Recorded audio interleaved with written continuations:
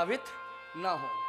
बस इस बात का ध्यान जरूर रखा जाए कि पश्चिमी कल्चर से प्रभावित ना हो।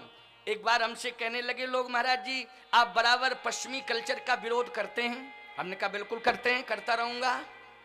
बोले महाराज जी नारी नारी एक समान, चाहे भारत की हो चाहे विश्व की हो, नारी नारी एक समान, इसमें अंतर की क्या बात। हमने कहा बहुत अंतर है। बोले क्या अंतर है।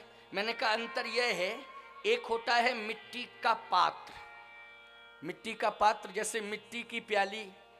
मिट्टी की प्याली देखी आपने, परई जिसको तुम लोग क्या बोलते हैं यहाँ, परई क्या कहते हैं, कुल्हड़। कुल्हड़ कुल्हड़ होता है गहरा, और प्याली होती है, परई होती है चौड़ी।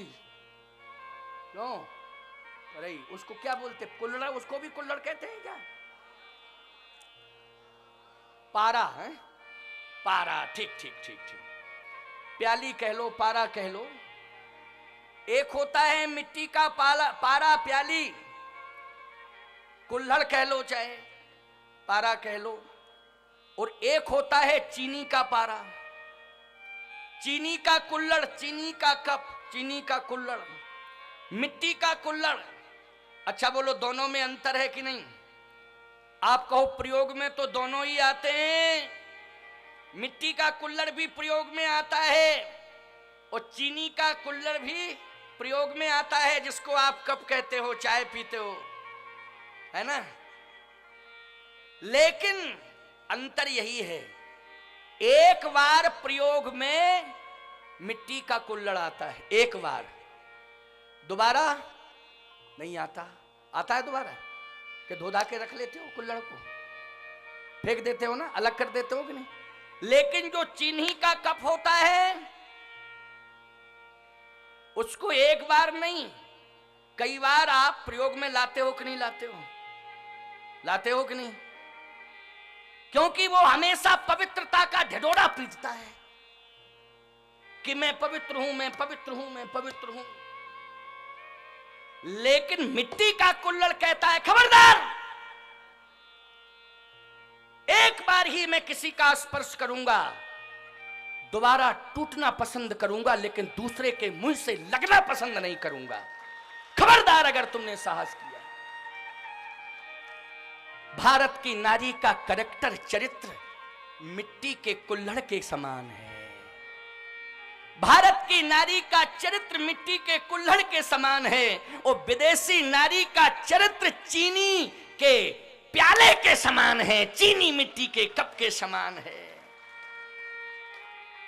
एक बार जिसका वर्ण कर लेती है, मंडप के नीचे एक बार जिसका वर्ण कर लेती है, अग्नि को साक्षी करके जिसका वर्ण कर लेती है, समाज को साक्षी करके जिसका वर्ण कर लेती है, देवताओं को साक्षी करके जिसका वर्ण कर लेती है, पृथ्वी मां को साक्षी करके जिसका वर्ण कर लेती है, अंत तक उसी के चरणों में समर्पित रहती है।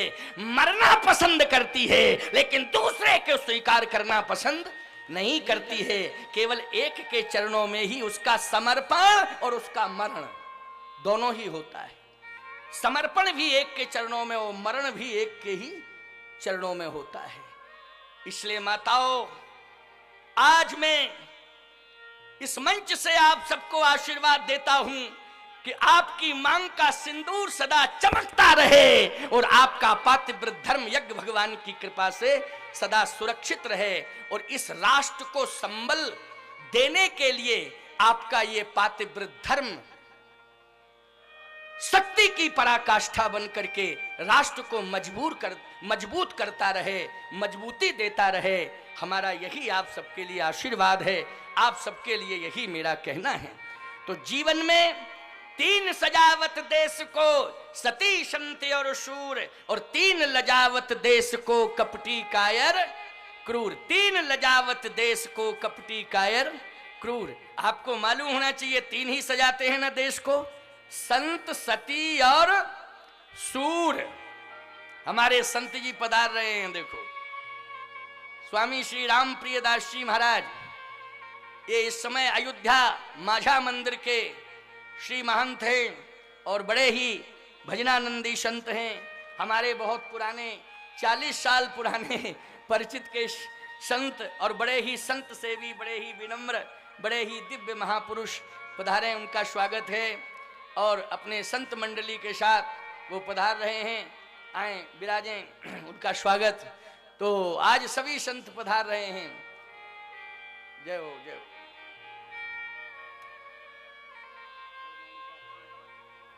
बहुत अच्छा।